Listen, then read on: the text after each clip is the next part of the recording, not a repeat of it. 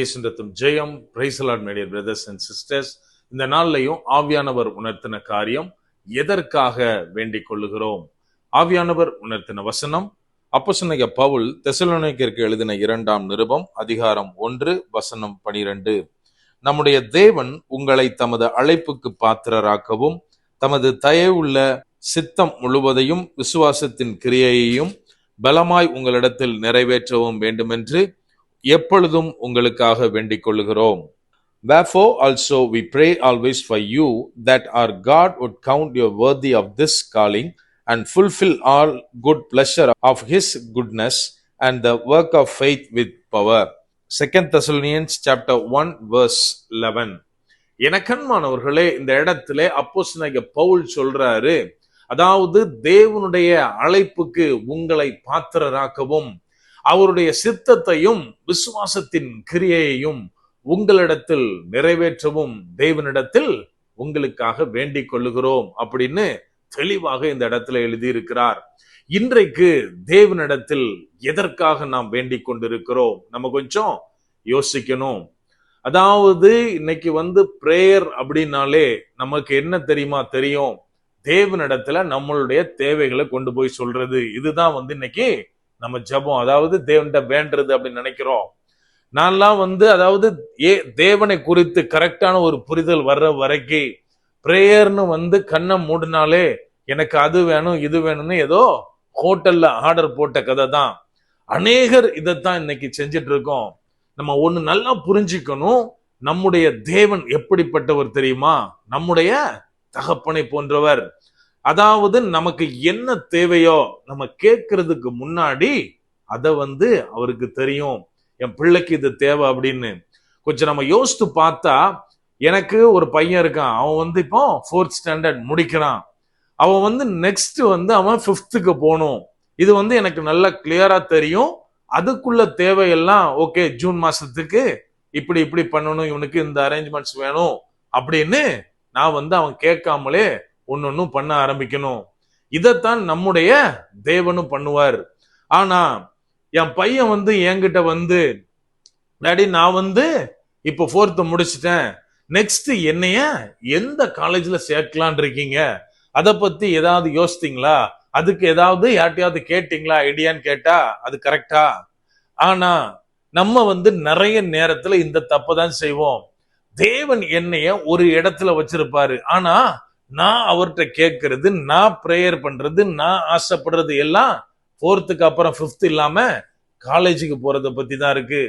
எனக்கு அன்பானவர்களே, இந்த இடத்துல அப்போஸ்தலனாகிய பவுல் நம்முடைய தேவைகளை, அதாவது அவருக்கு ஏதாவது வேணும்னோ அல்லது அந்த சபையாருக்கு ஏதாவது தேவை இருக்குன்னு தேவனிடத்தில் கேட்டேன் அப்படின்னு சொல்றாரா? கிடையாது. மாறாக அவர் சொல்றாரு, உங்களுடைய அழைப்புக்கு நீங்க பாத்திரராக. இன்னைக்கு எத்தனை பேர் நம்முடைய அழைப்பை குறித்து நமக்கு ஐடியா இருக்கு, கிளியரான ஒரு புரிதல் இருக்கு. தேவனிடத்தில் என்னை நீங்க அழைச்சிருக்கீங்கப்பா, இதுல பயன்படுத்துங்க அப்படின்னு கேட்கிறோமா, அல்லது என்னை அதுக்கு தகுதிப்படுத்துங்கன்னு எப்பாவது நம்ம தேவனிடத்தில் கேட்கிறோமா? நம்ம நல்லா ஒண்ணு புரிஞ்சுக்கணும், நம்ம ஒவ்வொருத்தருக்கும் ஒரு காரியத்தை, ஒரு பர்பஸ, ஒரு பிளான தேவன் வைத்திருக்கிறார். முதலாவது அதை சுதந்திரிக்கிறதற்கு நான் என்னைய தகுதி உள்ளவனாய் தேவன் மாற்றும்படியாய் ஒப்பு கொடுக்கணும். அடுத்ததாக இங்க பவுல் சொல்றாரு, தேவனுடைய சித்தமும் விசுவாசத்தின் கிரியையும் உங்களிடத்தில் முற்றிலுமாய் நிறைவேறணும், அதுக்காக ஜெபிக்கிறோம் அப்படின்னு. என்ன கண்மானவர்களே, நாம தேவனிடத்தில் கேட்க வேண்டியது, எதற்காக நான் அழைக்கப்பட்டேனோ, எதற்காக பிடிக்கப்பட்டேனோ அந்த காரியம் நிறைவேற்றுவதற்கு. விசுவாசத்திலே நான் தளர்ந்து போய்விடாதபடிக்கு தேவனிடத்தில் உறுதியாய் அவரை பற்றி கொண்டு அவர் குறித்ததை நான் நிறைவேற்றும் அளவுக்கு நான் செல்லணும், நான் நடக்கணும், அவர் காட்டுகிற வழியில நான் செயல்படணும் அப்படின்றத பிரேயர் பண்ணணும்.